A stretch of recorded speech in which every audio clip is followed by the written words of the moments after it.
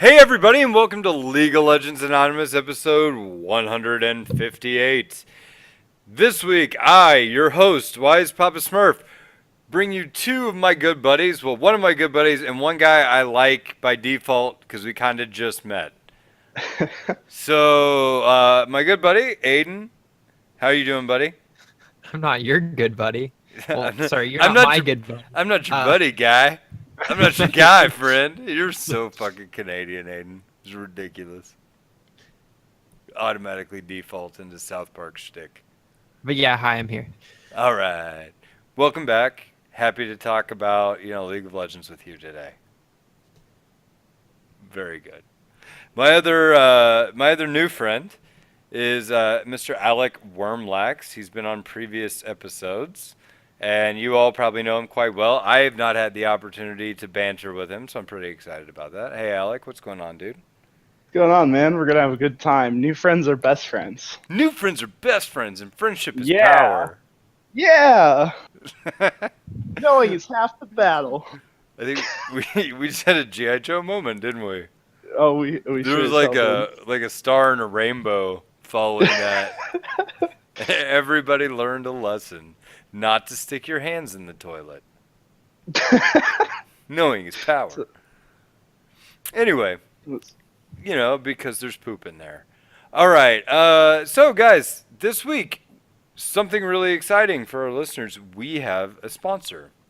A sponsor that actually gives away shit you want. So this week, Skylab Chairs. They make Skylab Performance gaming chairs of all heights and varieties and price ranges. Has decided to be a sponsor of our show, which is really cool. So, in the show notes, in the description below, you will see a link that you can follow. We'll also try to get it up on our website or Twitter, Facebook, whatever, any and all of that, and or you can find it wherever.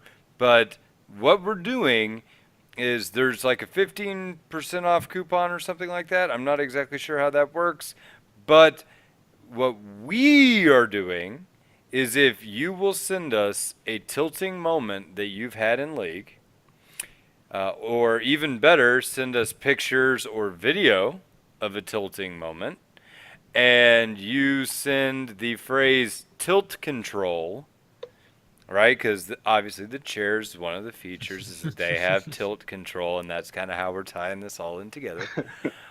If you do that, we will select at random a winner from all of those entries for tilt control, and they will get a free chair. Right? Which free fucking gaming chair. Who That's doesn't want awesome. something free? And like a gaming chair that's worth like 100 or something, 200 something dollars. That's awesome. So we're really giving away something badass here. And the good news is, if you are listening to this show, you are in one of probably a small pool of people who will apply for this prize. So you have a pretty decent chance of actually winning. So, if it's based on any of the other giveaways that we've had, I've done so many Twitter giveaways of streamers and crap. Your odds are like zero. This show, your odds are pretty damn good. So, come on, try out that chair. If you really like it, maybe you write them a review, tell people how awesome they are, because they need some Amazon feedback. And that's kind of part of what we're trying to help them do. With maybe give out some chairs, get everybody in the public to really enjoy the product, and if it's super cool, then awesome, and everybody wins, right? So remember, the text on your tweet, Facebook, or email needs to say tilt control, and then pictures and videos are recommended and will get you double entries, and a story will get you an entry as well. So if you tell a story and accompany it with a video, you've just gotten like 2 entries instead of 1. Right? All right. Cool, that's awesome. Yeah, and by the way, Aiden Wormlax, we are not allowed to win. I already asked. Aw. Yeah. So keep your tilt to yourself. Anyway. Anyway, moving on, guys. So check that out. Again, Skylab chairs, you can check them out on Amazon. They're pretty awesome. We have a promo code, but I'm not exactly sure I'm allowed to give it out, so I'm going to keep that to myself this week. Listen next week for a promo code. If you think the chairs are cool, you can get, I think it's 15% off, something like that. And 30% off. well, it's 30% off, I think, for us, and Ooh. 15% off for the listeners, I think, is what we're supposed to do. But anyway, you Let the cat out of the bag. you totally blew it, and we are not going to edit that out. So I just anyway, read what's off the page. yeah, that's what it says. I don't know if it really is 15 or if it's 30. Like, we just got these details, and we're kind of in a rush to like bring it to you guys because we want to get all those people signed up. You could win a freaking gaming chair from Lola, and that's like next level cool. So I hope everybody does sign up. Tilt control. Let's get her done. All right, now that I'm done pimping out Skylab performance chairs, which is on Amazon, you can find it there. We're going to talk about this week about Ornn and our kind of first impressions now that we've seen Ornn for like a week or week or two. Ornn's been out. Been 2 weeks, I believe. Yeah. So we've seen some Ornn. We probably have some realistic feedback. I don't want to dive too far into it because the focus of this episode is really going to be listener emails. So after we're done talking about Ornn, we're going to hit up some listener emails, banter a bit on that, and then we'll hit some iTunes reviews and wrap out the show, okay? Cool. Sounds like a winner. All right, so Ornn, new champion hits the rift. The consensus among the entire population is that Ornn is underpowered. I have heard other people say Ornn is particularly strong. What do you guys think? I mean, one of those people is Gun Day Monday. You guys remember Gun Day Monday? Yeah. Gun Day Monday really went out on a limb on Twitter. No, yeah, I was bantering with him on Twitter about it. He's of the belief. So I was like, you know what? I'll give you this, buddy. I'll give you the fact that I think he's all right top lane. I think he's below average for support, and I think he's unplayable for jungle. And he's like, you're right, he is all right for support, really good top, and playable for jungle. And I'm like, no, that's not what I said. That's not what I said at all. Yeah, the character's just not good though. He just lacks so much. But they are buffing him a ton in patch 7.18, which comes out tomorrow, Wednesday the 13th. Like, they're buffing almost every single thing about his kit. Okay, so before we get into the buffs and how that's really going to affect his kit, and it really is going to affect his kit, what are your Ornn complaints as of right now? And then we can talk about kind of how these buffs may or may not address those issues. Let me just go through them really quick. So first of all is this passive. His passive's cool. I mean, it works pretty all right. The one thing is that your teammates buy those items really early, then you're down 1,000 gold for every single teammate that buys one because they're really fucking bad and they're meant to be built as like a 7th item sort of thing. Mm-hmm. That's number one. So like, first of all, his passive fucks you sometimes. Real quick. The reason that they're intended to buy as a 7th or like a 7th quote unquote item is because they're not gold efficient at all. It's 1,000 gold. Yeah. It's 1,000 gold dump that gives you a little edge more, right? Whereas if, let's say, you bought Infinity, I'm just going out saying some shit here, right? Let's say you bought Infinity Edge as your first item. You could spend 1,200 gold and have a Zeal and increase everything about the effectiveness of your Infinity Edge, right? Yeah. Or you could spend like 1,000 gold and get like a little bit more damage, like 30 more damage, and what was the other part of Infinity It's Edge? literally just 20 more damage, I believe, on Infinity Edge. So like, you could even do the equivalent of you could buy a pickaxe, which gives you 25 AD for 875 gold. I think it's 875, right? Yeah. Versus getting the 20 AD versus the 25 for 250 gold or 225 gold more or 125 gold more. I can't do math. But so it's like, it's just, they're never beneficial with the exception of the support one. So like, locking your teammates out of buying them allows for it to be used properly as like to accent your build if you do get to like a 50-minute game. Right. So it's basically stupidity protection. Yeah, it is a tilter if you play like a solo queue game though, and then your AD carry goes first item upgraded Infinity Edge, and you're like, I want to die. Right. Like, It's the worst. you could have spent that money so much better. You know. Yeah. Then going on to the rest of his kit, his Q is just slow, boring, and sluggish. It's the one where it shoots up the little thing. It's supposed to set up your E. His W is probably the Well, hold best on. I ability. do want to say one more thing Yeah. on the buying stuff. So like that feeling that you just described with Ornn would be like if you sent your roommate with like the entire month's grocery budget and he comes back with like a keg of beer. Or And for, you're or like, better, you send him with like a couple dollars to go buy like a case of water, because case of water is on for like $2, something like that, and he just buys 24 single bottles for like $24 instead of buying a case. and he's like, yeah, you owe the grocery store some money. Like, wait, I gave you $2. How did you come back with all this? Yeah, I kind of stole it with the mask of your Yeah, face on. Sorry. it's Uh, awful. Yeah. But I mean, yeah, that's the kind of situation you're in where it's like I was really expecting one thing, and while it's not awful, you came back with a keg of beer. I would like to eat.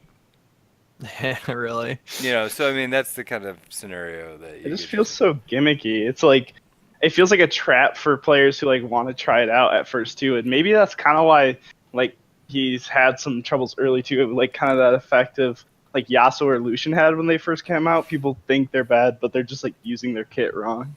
Well, I'll tell you this, like, admittedly, I saw this and I didn't look at what the stats were, and I was Ornn, you know, first came out. I was like, "Fuck yeah, man! Let's just build one of these upgraded items, see what that fucking does." And then I built the item, and I was like, "Yeah, I got like super sunfire, badass." And then I looked, and I'm like, "What does it do? What's the difference?" And then as I scrolled over it, I went, "God damn it! I just wasted so much money. Like, why would they allow me to do this?" You know, and it was super frustrating. I was like, well, maybe this is just a really bad upgrade. And I went to the other upgrades, and I'm like, really? That sucks. And you know, it made me mad. Like, honestly, it made me mad. But like, okay, now I understand. Like, after I looked at what I was doing, I understand it. But it's like there's so much temptation there to just do it because it's yeah, sweet, I can get super sunfire or super infinity edge. Oh, by the way, they added in super Zanya's, which I Yeah, think is Yeah, pretty cool. Any chance for your teammates to make a dumb decision, trust me, they will make that decision and screw you over that game. So it's always Yeah. better to have less of those. Yeah. Just so to quickly just run through my thoughts on his like the rest of his kit before you guys can weigh in, because I don't want to take too long of your time, because I haven't played the character myself. I've only landed against him a couple times. But it seems like his Q is just once again a slow gimmicky move to set up his E. It does like almost no damage, really unreliable sort of thing.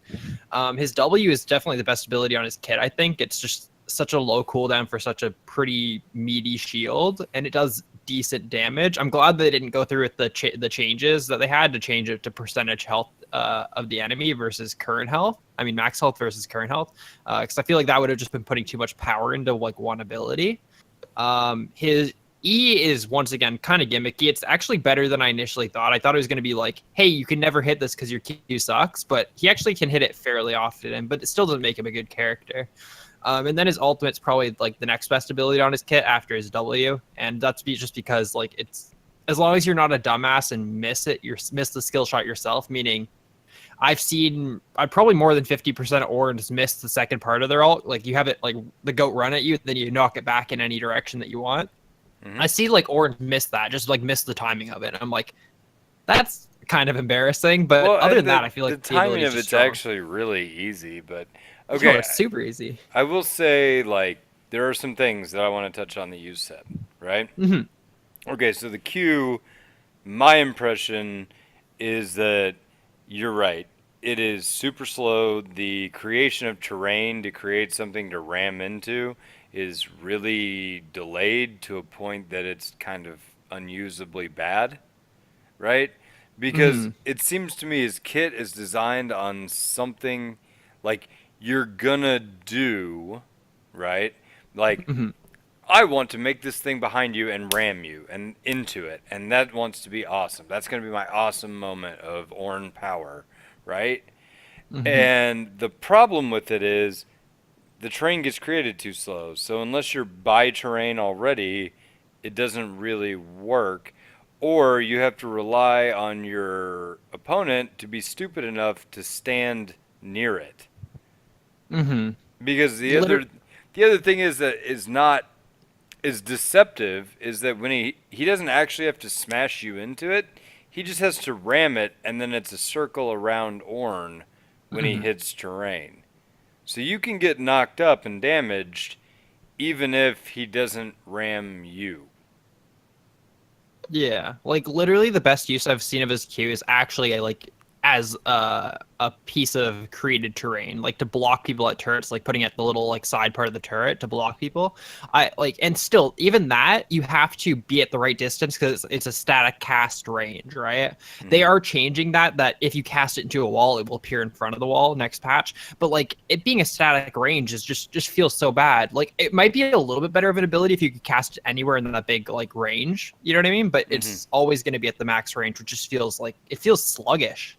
Yeah, and like Blake said, it's like you have to have the person not understand what that ability does to hit it. Like the second they, and even like they might get hit by it once and be like, oh, I need to avoid that. And all of a sudden, unless they're next to actual terrain in the game, they're not going to just sit there while your Q slowly moves out and spawns for you to hit it. Mm-hmm. Mm-hmm. Mhm. Well, it's like have you ever seen what's that fucking show? It's Always Sunny in Philadelphia. Yeah. Do you Yeah. remember this? Do you remember the show?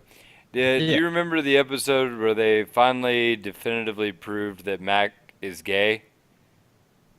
You Oh, remember I've that? not seen that episode yet. No, I don't Okay. think so. So Mac, he unveils an exercise bike that he has created to motivate you to exercise harder, right? Mhm. And there's a hole cut out in the seat, and as you pedal, what he says is a I know. fist comes out of the hole and punches you back up, so you stay up on your feet, pedaling hard, and you don't get tired and sit back down, right? And it's actually a dildo with like a doll's fist on the end, is what it looks Oh like, right? god.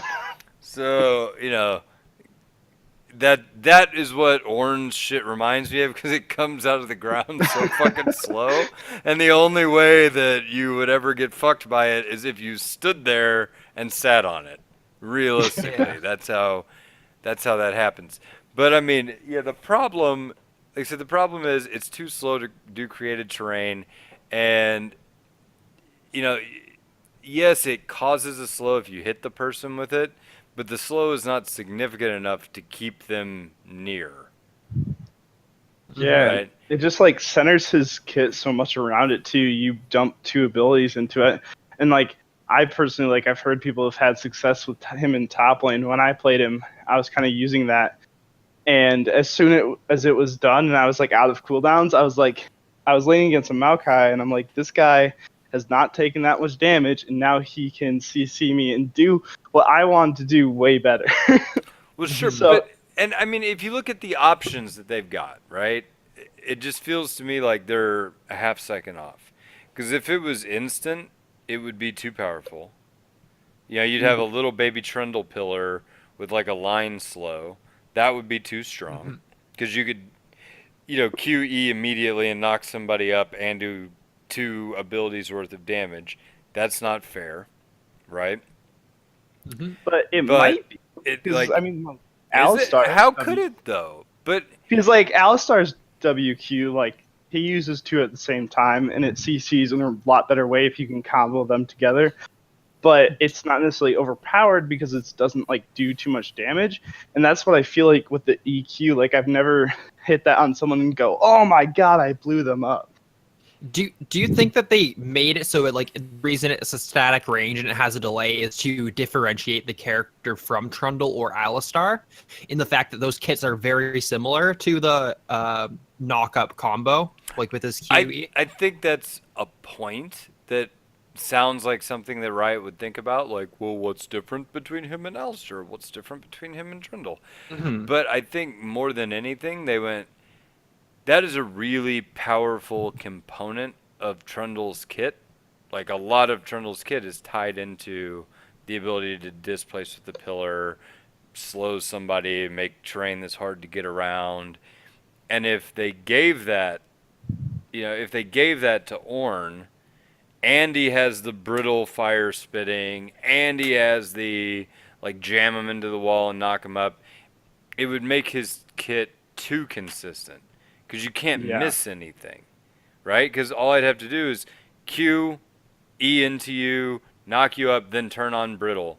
By the time you land, you're gonna get hit with brittle, and then I'm gonna punch you to break it, and ow, you're gonna take the whole charge of everything. Now you have to be stupid for that to happen. Like you have to be standing stupidly in order for that to happen. But there's got to be a happy medium between my opponent eats paste and I get this every time. You Yeah. know that this kit can work, and I would think that like Viger, right? Like Viger used to have that instantaneous stun cage. That shit was broken. It was too strong. Because you just got a free on-demand stun from even a million miles away if you could judge visually where to cast it, and you got good at that, right? Hmm. That's broken. But them getting like a half second of heads up of like, hey, the cage is going to be right here, better move, that was more fair, right? Mm-hmm. But I feel like if Viger's cage took as long to pop as Volcanic Rupture's terrain, you would never catch anybody in the cage. Ever. Right. So we have a discrepancy between realistic effectiveness and the concept. Maybe they need to change the dash speed on his E. Maybe that would help. Like, I don't know if that's the right choice because it kind of contradicts his character and might, like, then you're running into, like, well, then his E is just kind of like Poppy's. But if maybe the E went faster, you wouldn't have to, like, change the Q speed at all. It's more like, oh, if you made, a mistake to jump too close to that Q, you can't then like see him charge up the E and walk away like he had like he'll just hit it quick and punish you Well, I mean, for it. let's talk about that because you brought up a very good point that his E would be too much like Poppy's. I don't think you have to worry about that because I think that with this patch in particular, they've changed the E to where it no longer knocks back opponents that he charges. So that's going to distinguish it between Poppy's E right there, Hmm. right? And two, it's omnidirectional. So Yeah, it's like a mix between Poppy's E and Lucian's dash. yeah, You know what I mean?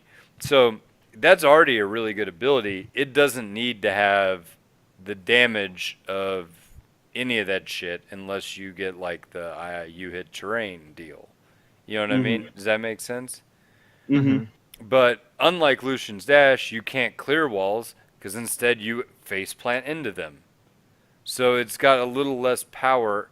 Like it's a little worse than Lucian's and a little worse than Poppy's in damage, but better than Poppy's in uh, in mobility and worse than or better than Lucian's in damage. That's fair. I mean, it's a fair thing to put on a kit, right? My problem is it's designed to work with another one of his abilities and it just doesn't. Yeah. And, yeah, and if that makes his kit too consistent, instead of adding damage onto Bellow's breath, and I think Aiden brought up a really good point, it feels like that one ability is his whole kit, Mm-hmm. right? And so instead of making him feel having one good ability would make the champion feel very binary. Like I'm gonna hit you with my fire breath, or I'm not. Did I do it? Hooray, I won. Did I miss? Oh, wait for the next cooldown, and hopefully I do it next time. Like, that's boring. That sucks. It was like Nidalee before they changed her to, like, have interesting cat form shit. You know what yeah. I mean? It was, did I hit the long range spear? Hooray! Did I not? Oh, Try wait for the again. next spear. Like, it just felt shitty. And I hope that Riot doesn't go in that direction where it's like everything's on Bellow's breath.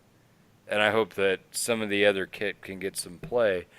But if they made Q a little bit more interactive, where the pillar spawn time, they are lowering it, but they're lowering it from a second and a quarter to a second and an eighth. Hmm. Whoa. Yeah, I mean, little changes like that do matter. That's what they did to Cho'Gath Q, and like they normalized all these other abilities like a couple years ago, and it did change how those abilities felt. And look, while I am making little of the depth of that change, right? It feels like an eternity at a second and a quarter, Hmm. right? It feels like it's over. It feels like it's 2 seconds almost. That's how long Hmm. it feels in game, and it feels useless. I don't think an eighth of a second is going to make it feel not useless. I think if it was Hmm. even just a flat second, that would be good but not broken. And then I think they could afford to take something off of some of his other shit to make that more consistent. I feel like they've played with that though, right? Like, there's no way that when they were designing the character, they didn't initially have it as like being an instant cast, and then they're like, "Fuck, that's broken." And let's try 1 second, and then they're like, "1 second still is too broken. Let's try 1.5," and they're like, "That's too slow. I guess we'll go like 1.25." And then they're like, "Well, that's still too slow, so now we need to change it." I'm assuming they've tried this stuff out. Well, Like, I mean they do definitely play test and they play test high elo. That's for sure. However, what I'm saying is you've got other levers in the kit. You could give them a second and make that more consistent, not broken, more consistent, and then take a little back out of Bellow's breath because they gave what was it, 3 buffs to Bellow's breath? a couple. I mean, there was going to be Like, more, but they didn't do well, the sure. ones So, that so seemed it's like, like. so let's talk about that since I think we've driven the E and the Q combo into the ground. Mhm. The Bellow's breath, you're gonna get 50 longer length. It's gonna flare out slightly at the end, which is important because it applies the debuff at the end, Yeah. right? I think.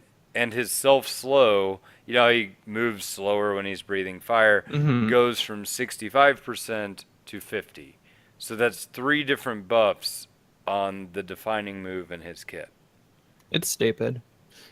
And That that that move is just so overloaded. Like, why does it? Like, it's weird. I hate calling a character's ability like overpowered or too like overloaded or whatever when he's a bad character. You know what I mean? Like, that's such a weird thing to say. But like, Mhm. I would be fine with if they just buffed his entire kit, but like remove the fact that he's CC. He's can't be. He's immune to CC when he's using it for like 0.75 seconds. That just feels like something where they're like, this character sucks. Let's just give him CC immune for part of it. Like, it just feels like they're like, just let's just throw a bunch of shit on his kit until he's like better. Like, I don't know. I just feel like that ability just becomes more and more overloaded until he becomes overpowered, and then they're gonna have to nerf the shit out of it. Yeah, they're gonna have to start taking sticks away from that. Okay, so one tip I want to talk about with Ornn's ult, right, is Call of the Forge God. The big, this is a funny thing because I feel like this buff that they intended, which is the ram's travel speed towards Ornn, right? So when it's coming at you, you blow your and then it runs at you, right? Hmm. Now it's going to run faster. Okay, great. That's going to make it harder to hit, but whatever. That doesn't matter because it's super fucking easy to hit. And if you mess up, you've really mechanically failed. I mean, to be completely honest, that's just how that. It's not hard. Yeah. So I don't think this is going to make it any harder. Where I think it's a funny buff nerf is that what Ornn is really susceptible to is during his ultimate, if he is CC'd, he Hmm. cannot reactivate. Yeah. And so, like, because he has to jump at the ram in order to headbutt it in a direction. But if you CC him, he's not able to complete the jump animation and it'll just run right through him. I mean, that's the counterplay in the kit, though, right? That's why it's a strong Sure. ability. That's why it's allowed to be like a lane-wide slow that applies brittle that can be turned back into a knockup. Like, that's why the ability can be strong. Because it can be like, oh, you hear it coming? Let's all jump on him and CC him, right? Yeah, but I mean, it's just funny because it's not a flat buff because it actually makes him easier to CC because you have a larger window for the CC to be applied.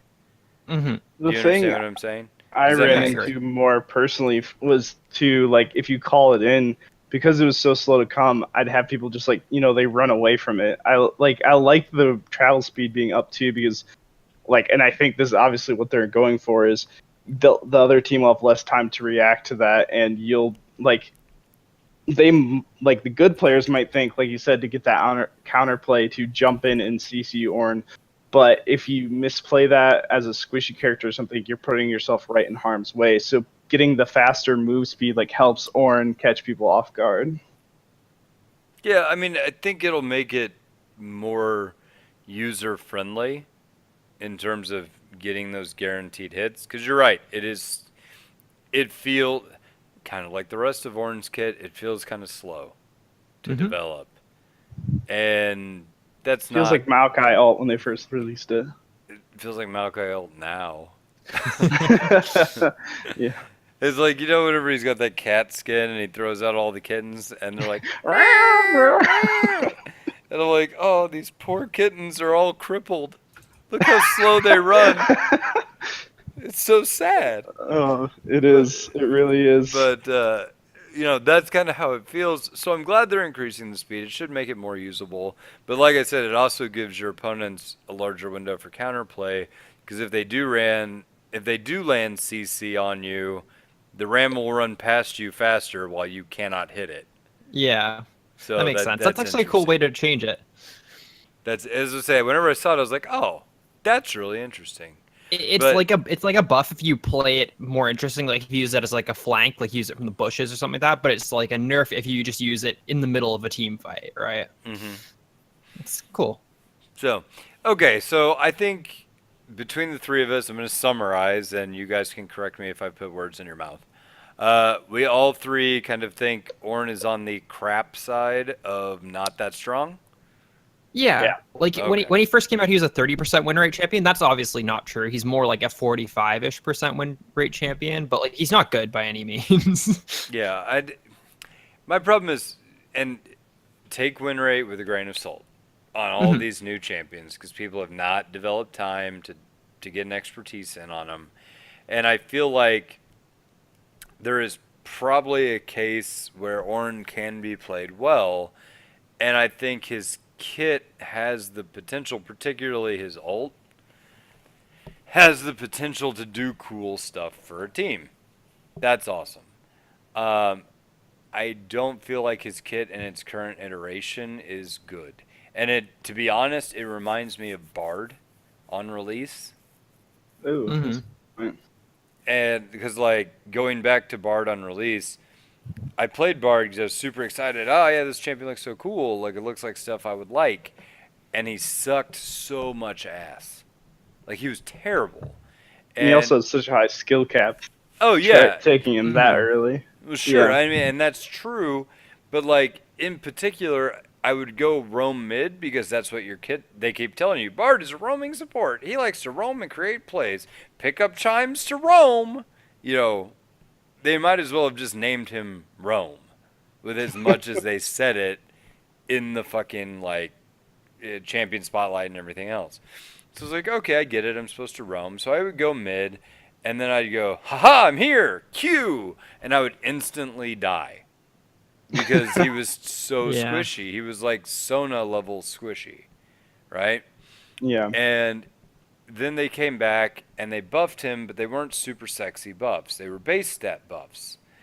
Base armor, base health. He got a little bit more tanky so he could scrap a little bit. And once they did that, everybody had already decided that Bard Bard was dog shit at that point, and nobody really revisited the champ because the buffs weren't attractive enough to make you want to try him again, right? hmm but he was good. And I came back and I finally said, okay, these buffs actually made a difference. And I was literally one of the only people at the time to feel that way, right? Hmm. That is what Ornn feels like now. It feels like his kit is in a place where it could be good. Something is wrong. It doesn't work in the way it's supposed to. No, And honestly, like, and the thing I'm most scared of is kind of similar to your Bard idea, is that they're buffing his base stats, which always seems like such a joke thing to buff. Like, oh, they buffed his health growth by 5, they buffed his base health regen by like 1.5 or something like that. But those are the things that actually change how the character can be played, how that character can be survive in the jungle, how that character can survive trades in the top lane, right? mhm. Like the only thing that I think keeps him away from being a good jungler or like a playable jungler is his movement speed. If one patch are like, this gave him 10 movement speed, I feel like he could just immediately just become like a viable jungler. Like just such a little change like that could just be the thing that just puts him overboard. And then they start looking at nerfing his kit. You know what I mean? Which I don't know, man. I think buffing base stats is such a scary thing to play with. No, I agree with you. I'm just saying it's often overlooked by the Hmm. community. It's like, oh, whatever, he's got 5 more armor. What does that make? Hmm.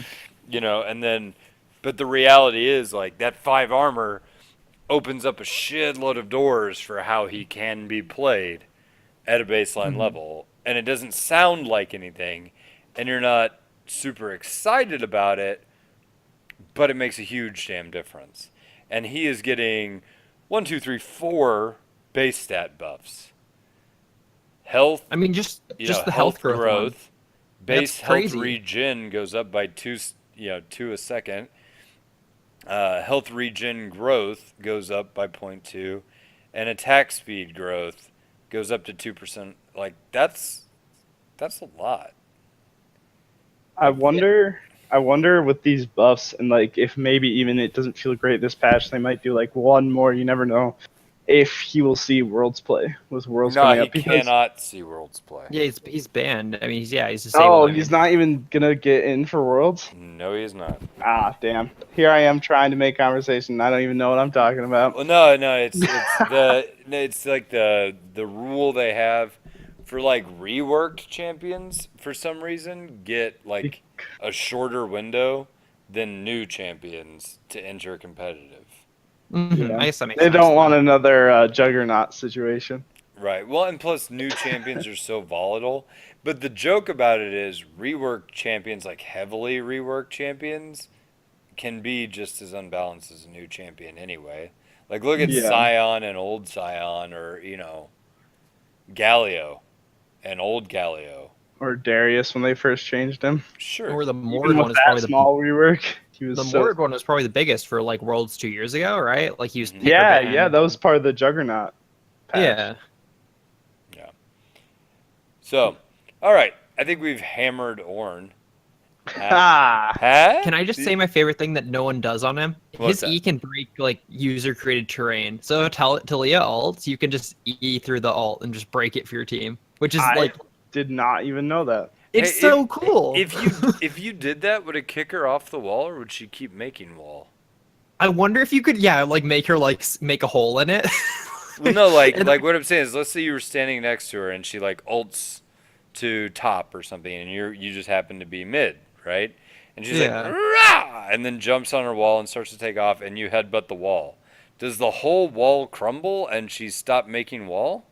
it's just the portion of it, like when it's like Oh, fully made, like just interesting. like little, like But I whatever mean, your like like while input it was was. why Yeah, it's being what's being made, made. It'd would be that cool if break she just it? jumped over you and continued making it though and had a hole in it. It's like, For damn, sure. there's a hole That's in my cool. wall. But yeah, no, I think that's cool. Like the thing that is cool about Ornn, that is interesting about Ornn, and gives, I would say, just as a word of wisdom to the community, don't give up on this guy yet. Hmm. Let them patch him and keep trying him after every patch until you see if you like him or not. If the kit doesn't speak to you, fine. But what I am saying is, keep keep going and see if you like him after the changes, because he'll be a different champion. But all that said, he's really interesting because he has enough unique things in his kit that aren't present elsewhere, like the ability to create in-game items, the ability to smash user-created terrain, the brittle debuff, like all this shit is actually really pretty cool and Mhm. Yeah. makes him pretty niche. And if the rest of his kit wasn't hot dog shit, would actually be pretty useful to a team. And his ult's pretty badass. Yeah, So I Yeah. wonder if like the same thing with Bard, that like maybe if he even sits under a not like super strong place in like solo queue, you'd still see him more in pro play because they're better about playing around those kind of like the debuff that he can add and timing his ult with other teammates. yeah, I could see Like, that. he could easily be picking up support like in pro play with buffs like these, but I don't think Oh, he'd ever be played in any other I role. don't think he can see any plays as support. I really, I, well, okay, maybe with the buffs, but his his laning phase is so non-existent in No, yeah, terms his of Q's awful in a 2v2 lane. It yeah, just it's does nothing. really really bad, and I like, it's hard as well because like in a 1v1 you turn on your W and you like slowly trudge towards somebody, and their ability to punch you in the face is mitigated by the fact that they have to run away from you because you're breathing fire at them, right? Mhm. But if you do that and they have a partner who you're not breathing fire at, you're going to get your slow nuts punched in by their partner. Mhm. Therefore, less effective in a 2v2. I think like what I mean though is like kind of what Alec was talking about in the fact that like pros can capitalize on that brittle effect and stuff like that. I'm kind of the way I look at him like in like a top lane perspective for pro play is he's kind of akin to a Lowy in the fact that Alawi as a character, with the exception of weird players like Kwasu player, will never be picked at that level because other pro players can just play around her so easily. She's such a slow character and has everything so telegraphed that a pro player is never going to make the same mistakes that like a silver, bronze, platinum solo player would make, which allows Alawi to capitalize. It's kind of similar with Ornn though. Ornn's such a slow character that you have to set so many things up that if you play him in pro play, the only way he's going to be played in pro play is if his numbers are just dumb. Like they just over buff the crap out of him, and it's not. He just has like a stronger level 1 stats than people. He's never going to And be that's the played for thing his is, kit though in top. I will agree with Gunday Monday that he has the potential to be good. It's just I disagree with him that he is good now. I really and I respect Gunday's opinion, and I have tried to like take my own, feelings about Ornn and just set them aside and say, okay, I have no opinion. I'm back to square one. Is he good? And I keep coming up with no. He doesn't feel like his kit works yet. But given these buffs, I may have an entirely different opinion. I got to see how it Mhm. feels, right? I agree. Yep, agreed too. But I still don't think he's going to be a very good support because you have to give up laning phase. And you can't afford to do that very often. Do you know what I mean? Yeah, it can depend, and I think that you're right about like a solo queue level, but you also see supports like Trundle get played at Hmm. pro level. It's like Trundle, the best thing he can do is like use his E. Like other than that, in lane, like he's very telegraphed. It's like, oh, he's walking at me. He probably wants to Q me. I will like I kite will him back out. up now and shoot Yeah, him in the so face. like Yeah. in that sense, if his kit like because of the brittle and like having that unique ability that no other champion has, if it gets to the point that it's good enough, like maybe they will try to utilize it even if he isn't the strongest champion. Oh, fuck. We didn't start Zencaster. Do you have OBS going though? That's what I meant. I, Like, I mean, I'm streaming. We're gonna have yeah, to we'll have to. rip the audio from the stream. Yeah, that's what I mentioned. Ah, shit. Okay. Well, I apologize for the poor audio quality of this week's episode because I am a dumbass and I forgot to do that. I blame Wormlax for not having a goddamn video. It threw me off That's entirely. that's Get a the whole camera. reason. Get a I'll camera, take Alec. I'll fall on the sword as the new You person. fucking scrub. Threw me off so hard with your lack of camera that I forgot to do actual audio recording. Ah, sorry, Sam. Sorry, editors. My bad. Poor hostmanship. Okay, let's move on to emails, guys. Email. Cameron Wells writes, how do I carry out of top lane when I don't play carries? How do I properly TP into team fights? When should you accept that you're going to lose lane, and how do you do it gracefully? Okay, I'm going to answer the first question. I'll let you guys do a grab bag for the second, okay? Sounds good. Asking how to carry out of top lane when you don't play carries is like saying, how do I dance when I don't have feet? It is possible. It is very difficult to do. And, you know, you have to be way, way, way, way better at a champion than your opponent does and have to play it at a much higher level to beat somebody at, you know, a same or similar elo with someone who doesn't scale damage. Otherwise, you get into that like wet noodle fight situation where they can't push you out, but you don't really have kill pressure. So you win, you carry by farming, and then by absorbing damage later. You just don't carry through damage. To continue on with your analogy, though, the current meta is like if you were going to go dance with a girl who's into people without legs, in the fact that tanks are really, really good right now. So if you do want to not play carries, you can kind of carry to some degree because carries are less good than tanks right now. Meaning you can play shit like Maokai Mundo, Galio, whatever the fuck you want because they're just strictly better itemization wise right now. Oh, sure, sure. I interpreted the question differently. Not how do you win without playing carries?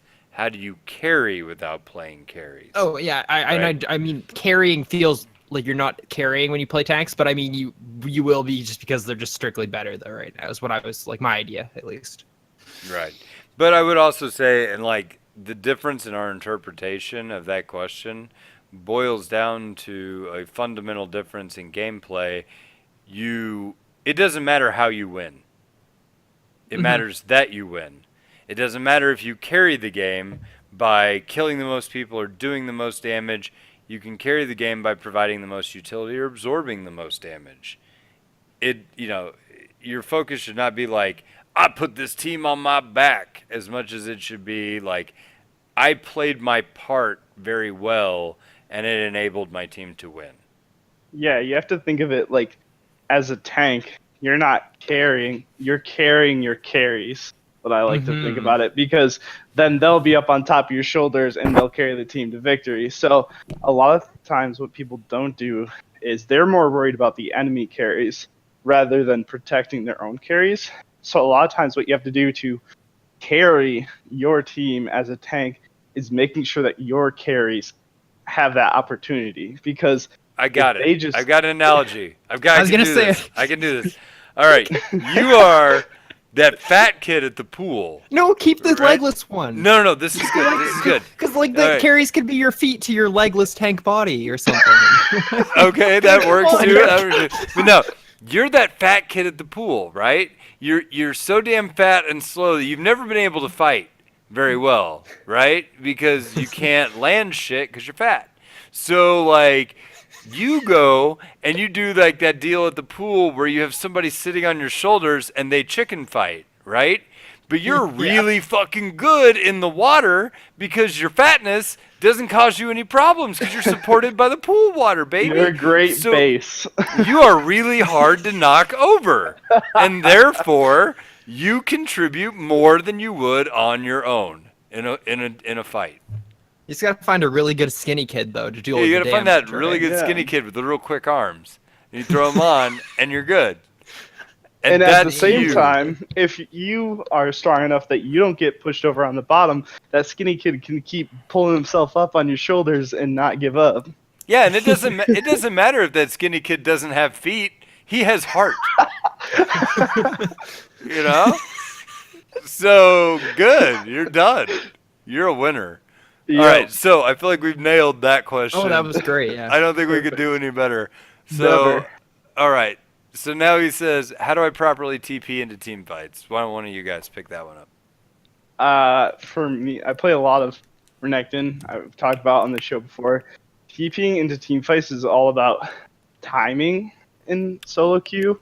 If you're the first one there, it can make a huge difference. Even 2 to 3 seconds compared to like when the enemy shows up. Instead of showing up into a team fight, their enemy might be showing up into a chase down of the other team. So Okay.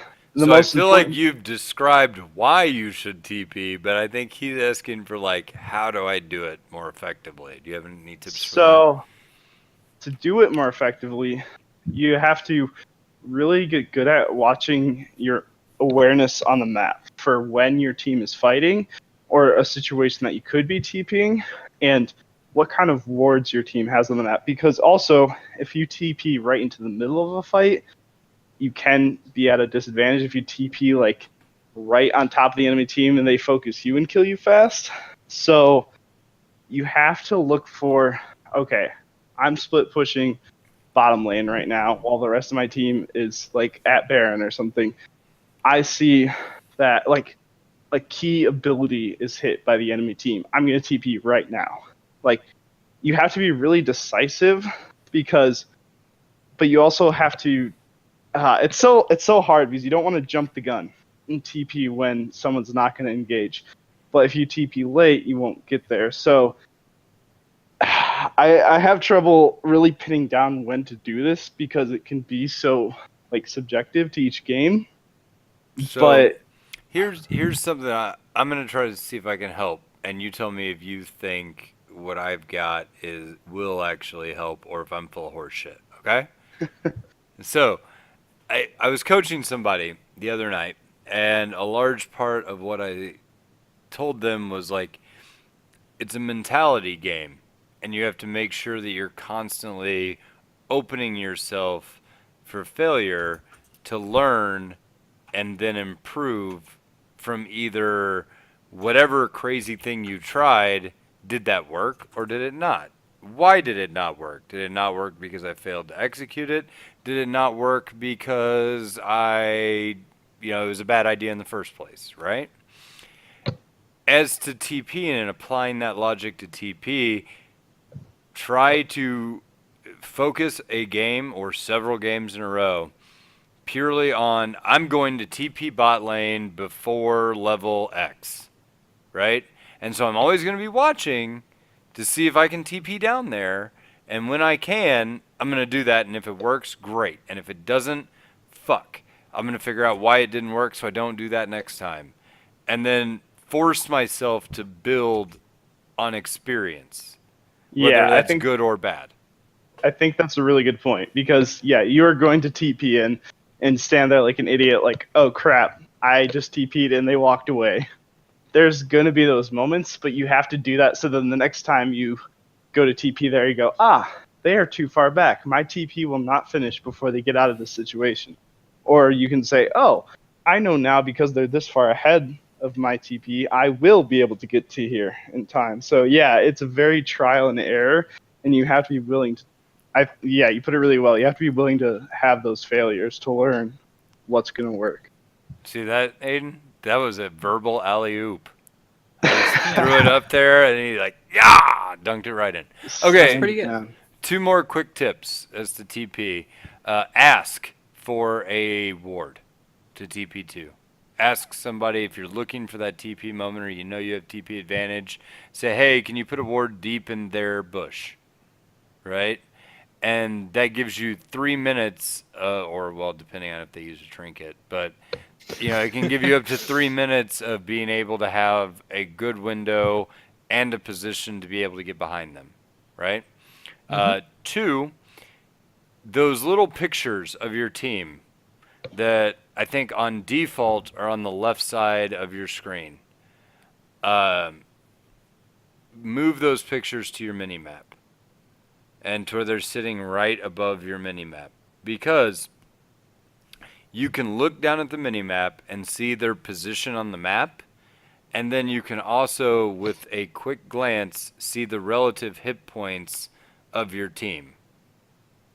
Super fast. And that's a bunch of information that you get with one eye glance towards the bottom corner.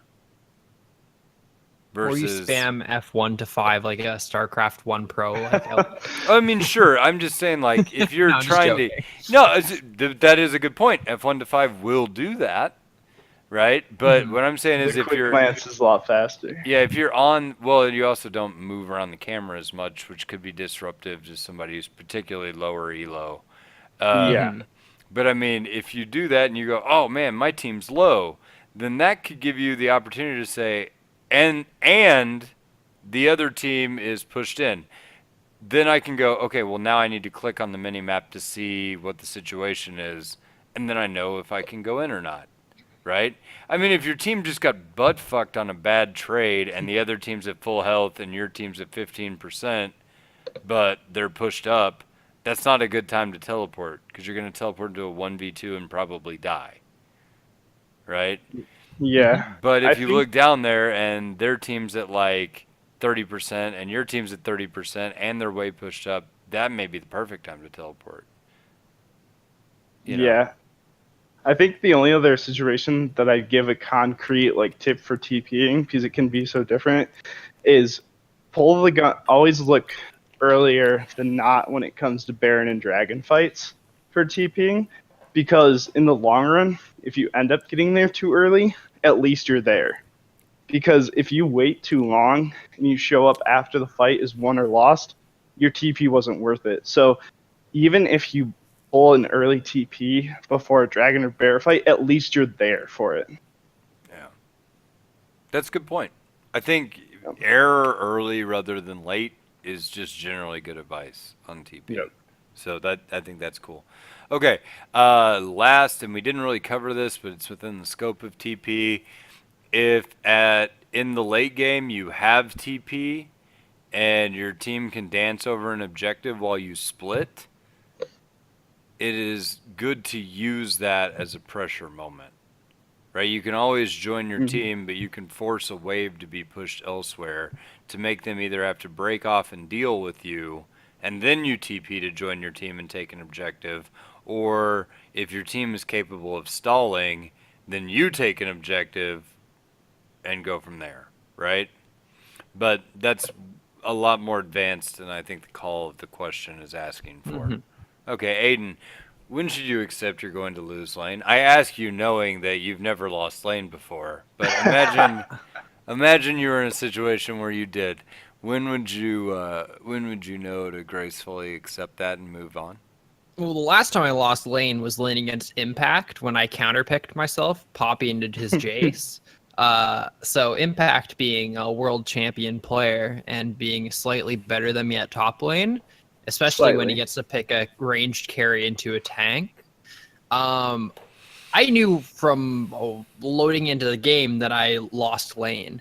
So how did I do it gracefully? Well, I farmed under tower because at that point, there's always this logic behind, I'd say not every single player, but a lot of players of every elo, even the person I deal with, they always like, well, if they get behind and they get ganked and they're like 0-3, they'll continue to push up and die and like give away CS. But their logic usually is, well, how am I ever supposed to get farmer at EXP if I like don't push up, right? Even though they're smashing me in lane. The answer is, well, you don't get it when you're dead either, right? And you also give them a lot of extra stuff when you're dead. You give them pressure, you give them gold, you give them free reign of that entire side of the map, right? EXP advantage as well. Yeah, so if you're getting smashed like at the hardest that you can get smashed ever, you want to just be under tower. Even if you're not getting EXP, even if you're not getting all your CS, it's better than not getting your CS, not getting your EXP, and getting ganked and dying, right? In a perfect world, you have your jungler to maybe like try to equalize that lane, but I mean it's solo queue, so maybe you're not gonna have your jungler with you. But you're in bronze, so that's not gonna happen.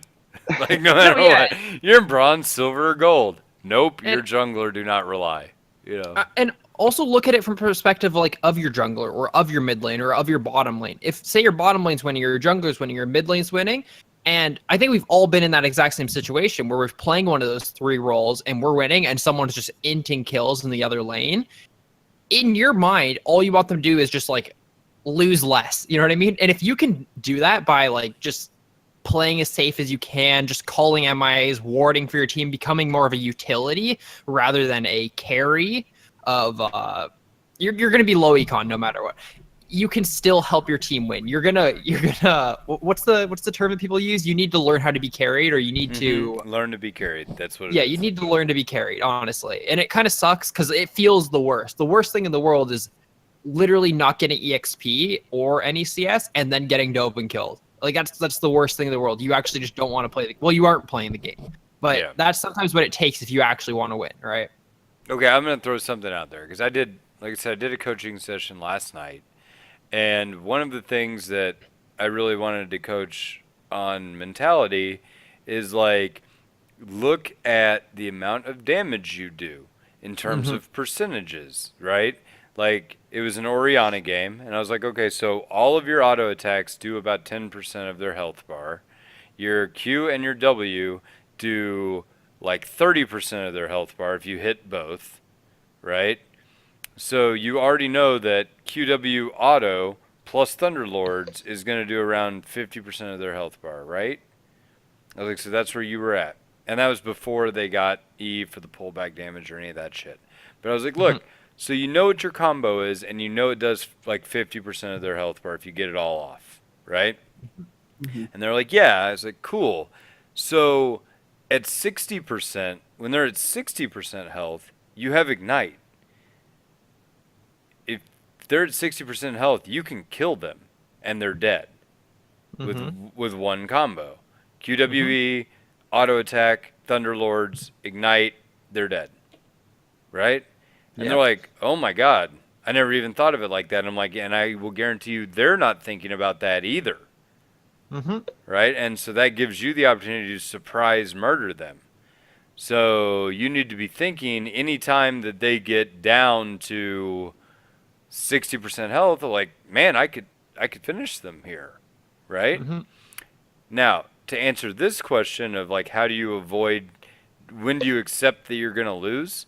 You accept that you're going to lose whenever, if you add up what percentage health that they're doing to you, that they can pretty much instantly kill you. At that figure point, out what they want to do. That's I'd say the more important thing, right? Well, like I said, like in this Oriana game last night, it was like QWE plus ult was 80% of the health bar of the opponent at one point. Like if she hits her whole combo, it's 80% health, dead, right? And at that point, I had said, okay, from this point of the game forward, every time your ult is off cooldown, go kill her. Because you should be able to do that. Because she got a kill at 80%. I'm like, well, if you get a kill at 80%, you're going to come back to lane with more items, more EXP. They're going to be flatlined at where they are. And then you're going to, that same combo won't do 80%. It'll do like 95, right? Of their health bar. Well, then that means you should pretty much be able to kill them on demand. That other person didn't realize they were that bad off, and because of it, they came back, killed them almost immediately, right? Yeah. And so you need, what I'm saying is those red flags need to be present in your mind that if I get within engagement range, her burst can kill me no matter what, right? At that point, you have already lost, and there's very little graceful you can do about that except play as passive as can possibly be, because if you don't, you're insta-dead, right? Don't let the game get to that point by playing too hard into somebody who can do that much of your health and burst, etc. Yeah, but like I think realizing what the enemy's goals are is also a really smart way to play around that. In the fact that if they're playing a tank top, tank jungle, and they're ahead of you by a lot, the chance of them like diving you and like trying just to kill you over and over is way less than if, say, if they're playing like a Lee Sin jungle and like a Syndra. I don't know, whatever, whatever jungle, whatever carry in top or mid, right? if they're playing like for example, when I'm playing Tom Kench and I'm extremely far ahead, my number one goal is if I can get them out under their tower and kill them, what I'm gonna do is just shove waves under their tower. I'm gonna get them like 100 CS behind. I'm gonna get a huge level lead, and then I'm gonna also have my TP and my ultimate to roam everywhere else on the map. And if I was on the other end of that and I realized, hey, this guy just wants to kill me when I'm not under tower, and then he just wants to put pressure on the rest of the map, I have to play around that. I have to, like, first of all, realize that he's a roaming character. He's going to fuck up all my other lanes if I get behind. But I also have to realize that my number one goal right now is to not die so I don't give him this, like, pressure over the rest of the map, right? That is really hard to realize, though. Yeah, like, it definitely shows, too, if you really know champions well. Like, I'm a Renekton main, so guess who I play against the best champion-wise in top lane? Renekton. Because whenever I go up against one, I'm calling like, oh, they're going to want to E forward here. I need to back up. Mm-hmm. So really think about what the person's kit is and how they would catch you out in 100 to 0 you. Because I like play a lot of Renekton and Riven, so then whenever I play against one, I'm like, all right, if I go up for that minion right now, they're going to all in me. So I'm giving up that CS to them. Really think about those situations and how you would react if someone came that close to you if you were in their position. Yeah. It's hard to do, though. It's really hard to, like, think about how you're playing your own game and then also think about how they want to play their game. Yeah, and I mean, it's just like Max Bike. You got to stand up and keep pedaling, or you're just going to get dildoed all laning phase. Yeah. You know. Okay, next question. Mike Keith gives us the graceful and eloquent question of Yorick? Discuss. So, I'm going to answer, like, you think he's shit? I think he's pretty bad. All right, Aiden, what do you think? His playstyle is like if Shen and Jax had a baby. He's like a bruiser split push tank that's bad. It's like not good. It's just so bad. Really? You guys really think he's that bad? He literally is confined to split pushing.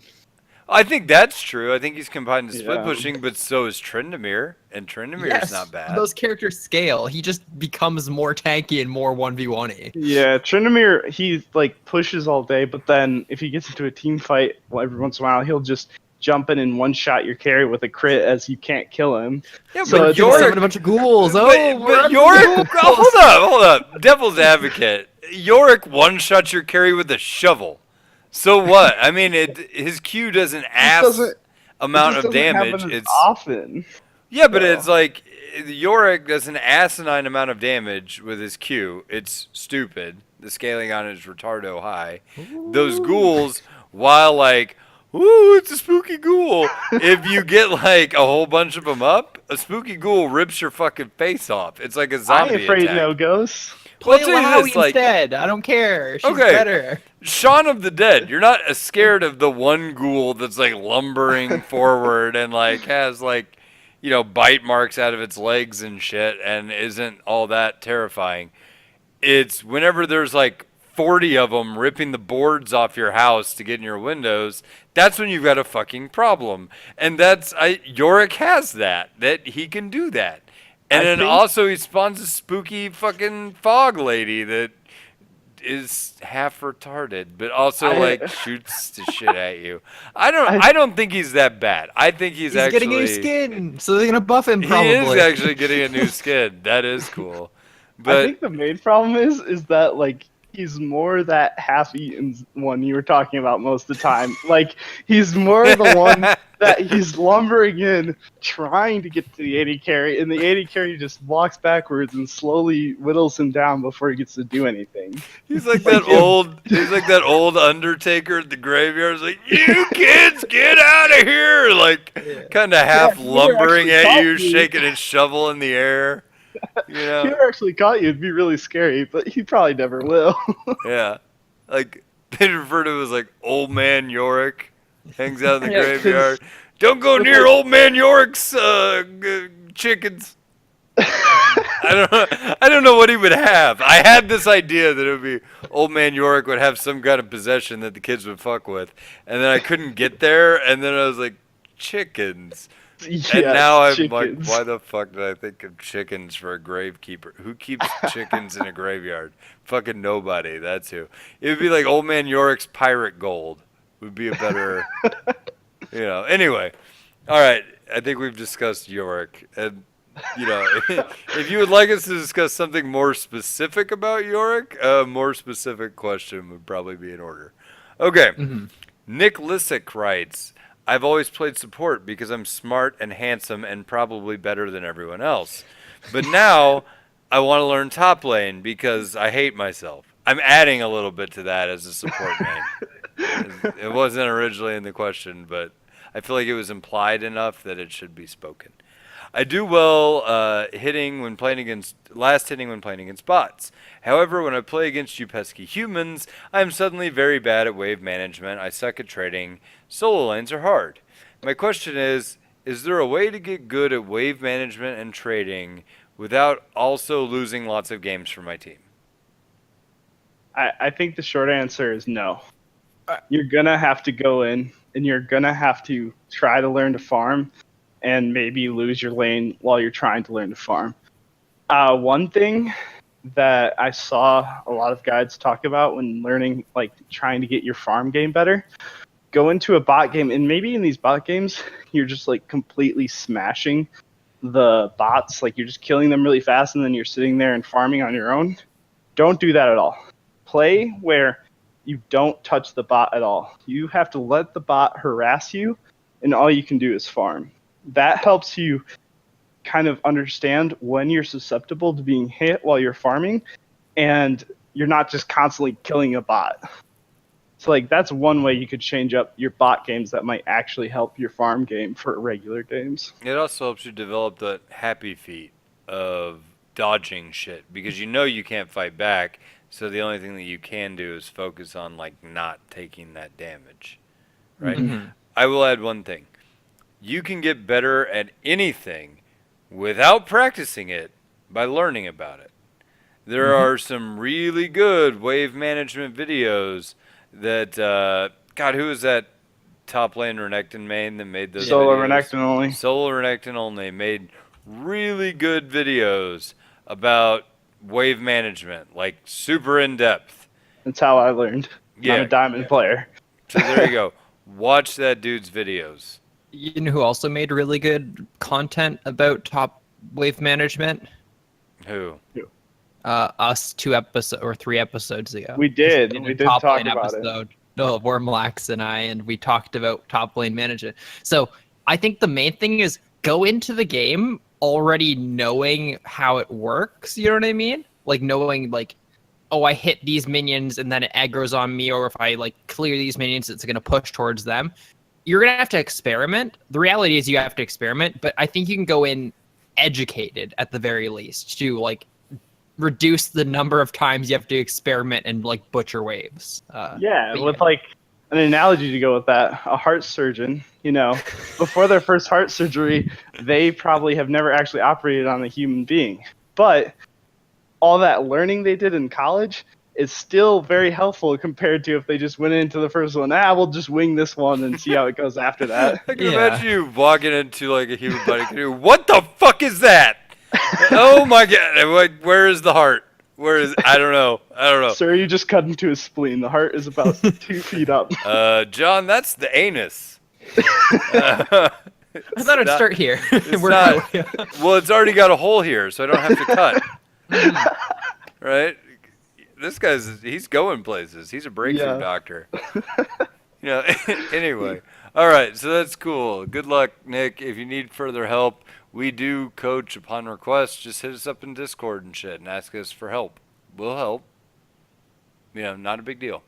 All right, Got Joshua top lane Stewart. here ready to help. Yeah. Joshua Stewart writes in, how do I get better at hitting skill shots? Are there any tips or tricks that you can offer besides telling me to practice more? But one thing, which is kind of a thing. Oh, that hold pros on. do There is a disclaimer that I want to add in that he said. Okay. Yeah. Without telling me to practice more, parentheses, only because I already know how important practice is. in parentheses. He actually did put that in there. I'm not making that up like I did on the last one. Anyway, Practice go makes ahead. perfect. Yeah. Aiming further through stuff gives you a wider range of accuracy by a slight margin rather than if you aim at like the front of the character model, you know what I mean? Is there's a how do I describe this? If the way that angles, it's literally just math, right? Like the way that angles work. If you aim at the front of the model, there's like a more room for your skill shot to be off by. Whereas if you aim through, it has a lower degree. I don't know. It's like All it just right, works. Aiden, I'm just gonna say this I for think you because I'm I pretty think sure. I can You know make what? I'm this right. so much I'm right. easier. Right. I think. Yes, you are. So by okay, by aiming at the center of mass, you have more potential to hit because you can miss by a little and still hit the circle. Yeah. Is that a Like very aiming, much? Is that a Just much aim more through stuff. simplified way of saying what you were trying to get at there? Always just aim through stuff. Don't just aim Okay. like at it. Aim through it. Okay, so again, stupid, but I mean, it makes not to reference yesterday's coaching session too much, but I'm going to reference it again. She was playing Oriana, and part of what she was doing on Oriana is like moving the ball and trying to hit somebody with it, right? But instead of trying to hit through them, so if they step back, you're still going to connect. She tried to like hit the center of their character model. Well, if they move, then that's not going to connect and the ball is going to fall short in the travel time it takes to get towards them, right? But if she would have sent it an extra 2 feet behind their model, if they would have backed up, it still would have went right through them and connected, right? So it if you guys watch Futurama, did you guys ever watch Futurama? Do you have oh any yeah, Futurama fans in the house? Okay. Do you remember the episode that they did about video games? Where like General Pac-Man was the character, Yeah, yeah, yeah. and like Lur was the leader of the Space Invaders, Mhm. yes. and the last ship moves really fast, and Fry couldn't hit the last ship before it landed. Yeah. And Lur gets out and he delivers this awesome line that is super applicable to right now. Foolish humans! You should not have shot at where I was. You should have shot where I was going to be. That's how you hit skill shots. Don't shoot it where they are. Shoot it where they're going to be. And something to get a little more in depth, I think Josh is higher. I've seen him post on Facebook before. I think he's higher gold, so he's playing with a little bit better players. They'll start to kind of try to predict skill shots as you get higher. So positioning your They won't do Char- that. They don't do that in gold. That fucks positioning me up your so character- hard. Because I expect people to try to dodge. They do not dodge. don't. They don't I have dodge at had all. that happen many times too. But even with that, even if they don't try to dodge, you can position your character so you can get a better feel for how they want to position. There's a really good video by Selly Berry on YouTube. He's a one-trick Lee Sin Challenger player. I'm literally from- watching that because I wanted to find the right video. I'm literally 55 seconds into it. It's a great video. It's a great video, and it talks about how the way he ward hops will help dictate which way the person will run, and cutting off certain angles by using that ward hop. So that'd be a good video to look up. It's kind of hard to explain just by talking about it because there's so much visual going on with it, but using, like, if you throw the skill shot at them, how will it affect their path? If they dodge, like a really good one with like Thresh Hook, Blitz Hook, and Lee Sin Q is throwing it so they have to, if they do want to dodge it, dodge backwards and put them in a worse position. Mm-hmm. So you're either going to catch them running towards safety or you're going to put them in a bad position. So sometimes, like in pro play, you'll see someone dodge like a really good hook and you think like, oh, how could that person not predict that they were going to dodge there? That was like, obviously they would dodge, but then that person gets caught out anyways. It's like they didn't necessarily care about them dodging backwards because that put them in too bad a position in the first place. Mm-hmm. Like So- sorry, go ahead. Sorry, I'll let you finish. I was just going to say being proactive with like where your skill shots are compared to where they need to be really helps. Yeah, and the one thing like he gets into advanced listen things, and the main concept of that is like in a perfect world, they only have one place to dodge, like you mentioned, right? So you shoot it like where they can dodge. Like if they're running back to their turret, they can only run. If they want to juke, they have to juke not towards their turret, right? Or they either keep running the same way. Those they only have one option to juke, as you mentioned before. But he mentioned in scenarios where they have two ways to juke. If you possibly can put yourself on an angle and cut off one of the ways they can juke, you just completely increase the way that you can hit skill shots, which is such a like an interesting concept that like it's so basic, right? How human brains work. Oh, this guy put himself more to the left of the screen. I'm gonna juke right then, and but then they just got hit by the skill shot because you outplayed their mind into going the way that you wanted them to. It's so crazy. I don't know, man. You should watch that video though. You baited them and outsmarted them like Team Siren. Yeah. And the other thing is, people are very forced in their habits, and in a split second, they will go to muscle memory rather than the smartest decision. So sometimes, like, if you throw out a couple skill shots at someone, you'll start to get an idea of how they dodge every time, and you can predict that. When I play Thresh, if I have to play support, Thresh is my go-to. I'll throw out a couple hooks pretty early that might not be the best hooks, but then I start to get a feel for, okay, this person likes to dodge down and to the left every single time I'm throwing a hook.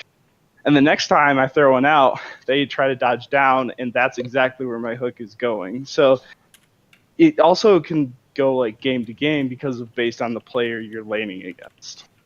Okay. I'm going to give you, as a support main, some tricks that I use in order to increase my landed skill shot percentage. And this is particularly when I played Thresh and Blitz. In addition to everything that we just said. So You're the keep Blitz in mind, main now, I heard. Huh? No, I've always had a god hand and or a hook and or Whatever skill shot is important. Whatever skill shot's important at the time. I'm really good at it. So here's some things. First off, use your flash. If you must hit a skill shot to get a kill, and you think I'm at max range with Thresh, but I could hit this max range hook, you can flash anyway and make it a much more guaranteed hook because they have less time to dodge it, right? And if it makes sure you get a kill, that's a good flash, even if you didn't have to. If it makes it more guaranteed, then more guaranteed is better than saving flash and they get away. Okay, so that's something to think about that I've done even when I'm in hook range.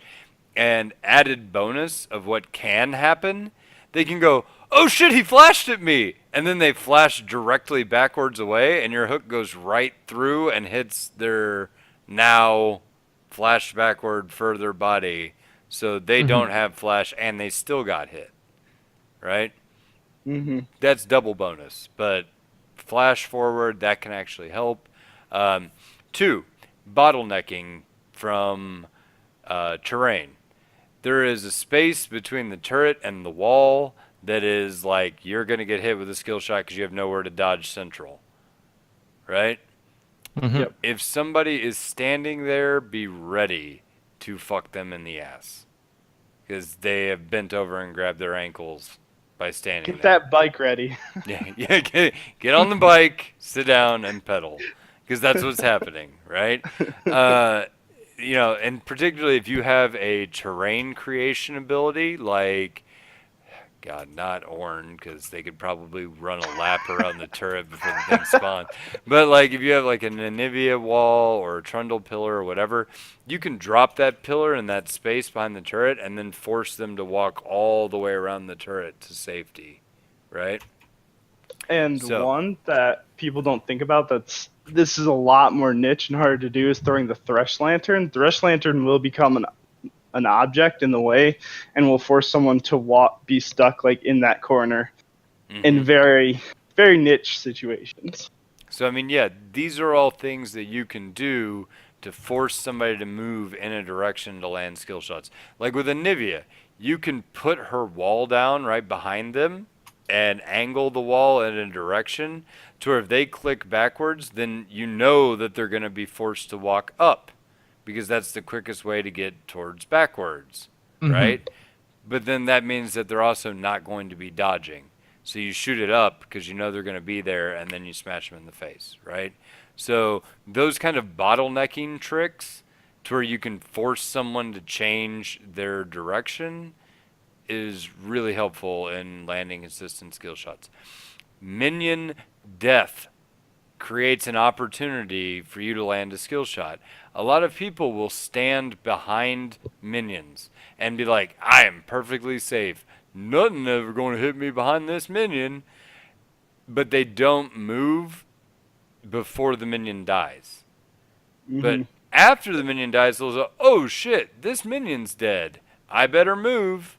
And then they'll hide behind a new minion, right? As Blitzcrank, I don't know how many times I've ripped an ADC's face off by just firing my Q to where it will impact the minion if that minion does not die. Right? Mhm. The Q is already fired. The minion dies, and the Q then passes through the minion's dead body, grabs the ADC, and yanks him out of what they thought was safe and would have been safe a split second before. If you can time your hook to where you know when that minion's going to die, then you can grab somebody totally unaware. And that's just minion death opportunity, right? Mhm. Yep. Also, CSing opportunity. If you know that they're going to stop to CS a minion and they're going to auto attack, then they're still for a second and they're not dodging. So then you can hit them. Even if you have to like flash to the side and shoot your hook or whatever, you can still do that because they have to stop to shoot that auto attack to start that animation, right? Yep. Mhm. So that's a timing in which you know a dodge action is not going to occur. And then bottleneck, and I include chasing in bottleneck because there are some times that the champion will know that if they stop running, they're going to die, right? Mhm. And so you also know that since they can't stop running, you know what their path is actually going to be. So you can predict that fairly easily because you know they're not going to dodge. And even if they do dodge, then they're going to be catchable and die. Oh, Mhm. Thresh in particular, flash, flay, then hook. Because after the flay, they're slowed, and if you can get a slow on somebody, you can get a hook on somebody. A lot easier to hit. Yeah, I've seen a lot of threshers go for the flash hook right off the bat, and then you miss, and it's really embarrassing. The Mm-hmm. flash flay is much more reliable. Right. And it's like, it's, and you know, I was trying to think of a dodgeball reference of like if you could dodge a wrench, but you know they can't. They can't dodge a wrench because they're You can dodge slow, shit. and nor can they dodge traffic. So they can't dodge a dodgeball, and that's coming. Anyway, Mhm. you had one, Aiden? No, I thought that was yours. No, I didn't write that huge thing on the end there. Who wrote that one? You don't want to. You don't want to read mine. No, I'll read it, but it looks like garbage. I don't. There's so many spelling errors and grammatical mistakes. That is not something I wrote. Oh, okay. I realized this is trying. So when someone is, the other thing you can do is if you have a skill shot that will kill someone and they're running away, don't always throw it out right away. Keep running at the person because a lot of people will dodge when they know that you're going to, and they'll just keep walking back and forth, and eventually you get close enough to them that your skill shot is just super easy to hit. People will dodge way longer than they should and put themselves in a worse situation. I wanted Blake to read it, but I'm not reading that that is shit. what I meant, though. That's That in is what I like- meant. Yeah. This is like teenage shorthand. You spelled you spelled because BCG or BCZ. Yeah. Like that's because I don't this shit. No, I'm not reading that. But that only works for playing characters that have like a impactful skill shot. Like you're not going to do this on Ezreal, you know what I mean? Unless it's Right, like going to be a right. kill shot sort of thing. It works on characters like Blitzcrank or Thresh even, where You just walk at them in a straight line, and they eventually go, fuck, he's going to hook me. And they start juking back and forth. And guess what? They can't juke back and forth as fast as you can walk forward. So you start closing distance on them. And as soon as you get to a certain distance, now you have like such a your skill shot is so much shorter in range that it's harder to miss. So it's just like one of those things. Like people will outplay themselves by trying to juke something that's not even coming. So Right. Yep. So I think I think I can relate this back to the point that Aiden tried to make the first time we were talking with like angular math, right? yeah, Like if you have a target that's 2 feet wide and it's 20 feet away, it's much harder to hit. But if you have a target that's 2 feet wide and a foot in front of your face, it's all you can see. yeah. Very easy to hit. So if you walk at them and they keep juking, that target just keeps getting bigger and bigger and bigger as you walk straight forward, and they fuck themselves by juking. Right? Yep. Cool. All right, I am going to wrap this thing up with some iTunes reviews because we have gone way longer, and we're going to give you a bunch of bonus content this week because I think we're recording a second episode on Thursday. And so we were supposed to only go like an hour, and, that. and we did not do that. So here we go. iTunes reviews. Awesome stuff by Matt56 space 4. And he writes, through some trying of different LOL podcasts, you came out on top. You guys interact with the listeners well and cover fascinating topics every time. I'm a new listener, but I plan to continue for a long time. For the curious, I started with your episode about itemization for ADCs. Thanks, Matt56 space 4. I really appreciate that. I'm glad you're enjoying the podcast, and I hope we can keep living up to that standard. So, thank you. Awesome. All right, next one. Really good podcast by Wicked Chaos. There's 2 S's. If you want league information or just something to listen to while on a road trip or something, then this is the podcast to listen to. It's very informative, but also extremely entertaining. Thanks, Lola. You're welcome, Wicked Chaos. We can't emphasize enough that there are 2 S's on the end of this. We can't emphasize Yes. enough. So thanks, man. I really appreciate it, and I'm glad you're enjoying the show. I hope we keep being informative and entertaining. So, last one and most recent, a much watch for League addicts from Minty Rhino. Minty Rhino writes, Lola is a definitive must for anybody who has a passion for League. The co-host guests / insert commentator creative title have great synergy with each other. They flow conversation with reasonable structure, provide good insight, and make it interesting with witty banter and thoughtful discussion. Even as a newer listener, I can thoroughly appreciate the foundation of the podcast and all of its episodes / series designs. On top of this, they also provide the listeners with direct contact groups on Facebook and Discord, and has what shows to be a growing fan base that can create its own community further down the line. Give it a shot, you will not be disappointed. Thanks, Minty Rhino. I appreciate that, and I'm glad, the one thing I will say is, I have not seen you in Discord yet. Get the fuck in here. I would like to hang out with you. I hear your breath is fantastic. That thoughtful discussion part confuses me. Were we supposed to be thoughtful about this? We barely qualify as discussion. Yeah, I think people like what we do better than I think they should. But no, I really appreciate it. It's super cool. And I'll tell you guys this, and I've said it before, and it's still true. Whenever you do this week to week for 3 years now, we've done it for 3 years, it gets to be a grind after a while sometimes, and you feel like you're just putting something out into the ether, and you're like, do people even really appreciate what it is I'm doing? And whenever I get to read stuff like this, it really means a lot. I mean, I'm joking about name pronunciation and stuff like that, but this is really nice to read that your work is appreciated. So thanks, guys. Keep that stuff in. It helps. Not only does it help us be visible on iTunes, which is huge because that brings in more people, but morality wise, or not morality, morale wise, it helps like us keep going too, to know that you guys like what we're doing. So Give warm fuzzies, not hard pricklies. I prefer yeah, people to be unjustifiably mean to me, actually. Well, fuck you, Aiden. Aiden's like, I like to get spanked. You know, it's just that feels great. Didn't feel good Blake, unless I'm Blake getting on spanked. Leakcast like 3 weeks ago, Yeah. I might have said Udyr was the worst character in the game, and I was really mean on a discussion about him, and we got a lot of emails that were not happy with me. Like it was like, every single time someone would send an email, Blake, there'd be two more like being like, I agree with his points, and I'm like, no.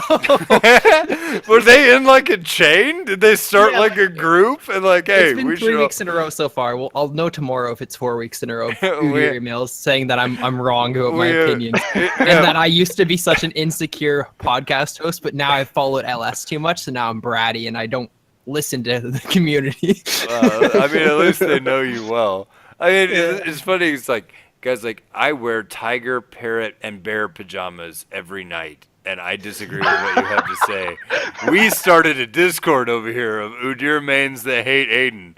You should come over here so we can bash you to your ugly face. You know. Like, Listen, I watch. Oh God, I can't think of his name right now. Oh my God. Oh Same. man. Trick 2G. Trick? Trick 2G. Yeah, I watch Trick 2G every night, and I am the highest Elu Udyr you will ever play against. How dare you insult one of the Dude, lowest you're literate fucking champions? trash, though. Yeah. He is. So bad. You know, here's But the it's thing, nice but hearing it nice- wasn't. It wasn't always so. It wasn't always so. He used to be. There were time periods when Udyr was downright fucking terrifying. I just feel like he's been neglected. See, he's just in the corner with old Yorick. Their god ears has gotten old and crippled. And he's in the corner yelling with Yorick about how we swear to God we're OP. Please play Like us. Volley Stop Bear. kiting us, please. Like Come back like here. Volley Bear. It just feels like a very fair comparison. Udyr's on Volibear tier. Like, they're so bad. No, but honestly, say nice things to me, and then I'll feel better. Because I've been getting enough hate about my Udyr card. Wait. I just realized that we're opening up a can of worms that has been shitting on you for like 4 weeks. So, I mean, Udyr I think is great. And all of you guys that love Udyr, come listen to this podcast so I can tell you how to play Udyr even better and beat Aiden in solo queue because he's a piece of shit hater and fuck that guy. Lola rules. Like, I only got one nice comment about my Udyr thing, and it was some guy who's like, yeah, I play Udyr a lot. I just played a game of him, and I went like 10-0, but I wanted to kill myself because the character's bad. And I'm like, see, that's what I expected. People don't want to play that character, but dude, I've gotten a lot of shit for it. The guy who's nice to you is like, yeah, man, so I've done a lot of paint huffing before I wrote this email, and I was mad, but now I can't remember why. So, keep doing what you're doing, dude. Be nice to us, though. We're very appreciative. So, all right, with that, I guess we'll wrap it up. So I'll drop let you guys have your moment to say bye to everybody. Hey, I'm Aiden Frost Rockarts, and you can find me over at Leaguecast Frost. And this was a lot of fun, and hopefully it didn't go too long, and hopefully the audio doesn't suck. Thank you very much. Was that like witness protection, Aiden, from all the Yeah, deer I'm going back into hiding. Guys, I live in the woods in northern Connecticut. Please send food. It's cold up here, and I have no blankets. I didn't mean what I said. I want to come back to civilization, please. Anyway, Alec, your turn. Yeah, I'm Wormlax. I had a lot of fun being on today, and I'm a top lane main. We had a lot of top lane questions today, and we've had some top lane questions in the past episodes. Hit me up on Discord sometime or on Twitter. I'd be happy to help anyone out, personally. All right. Wise Bub Smurf signing off. Good night, everybody! Done.